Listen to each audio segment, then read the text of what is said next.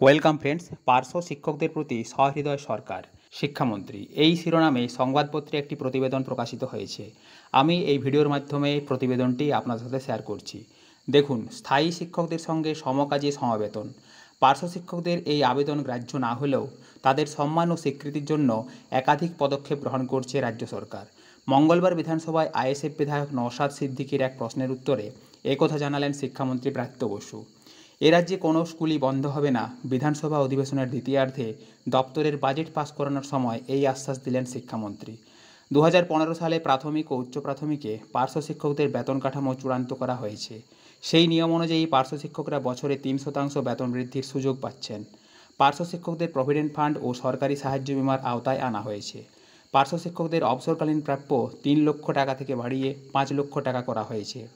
60 বছর বয়স হলে পার্শ্ব শিক্ষকরা এককালীন এই টাকা পাবেন। শিক্ষামন্ত্রী মঙ্গলবার জানান, পার্শ্ব শিক্ষকরা ছুটিসহ সব সুযোগ সুবিধে পাচ্ছেন।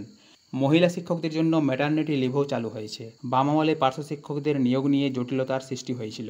তৃণমূল ক্ষমতায় আসার পর পার্শ্ব শিক্ষকদের 60 বছর পর্যন্ত চাকরির নিশ্চয়তা দেওয়া হয়েছে। স্থায়ী শিক্ষকদের মতো বেতন কাঠামোর আওতায় না আনা গেলেও পার্শ্ব শিক্ষকরা এখন আগের তুলনায় অনেকটাই ভালো জায়গায় রয়েছেন বলে জানিয়েছেন শিক্ষামন্ত্রী ব্রাত্য বসু।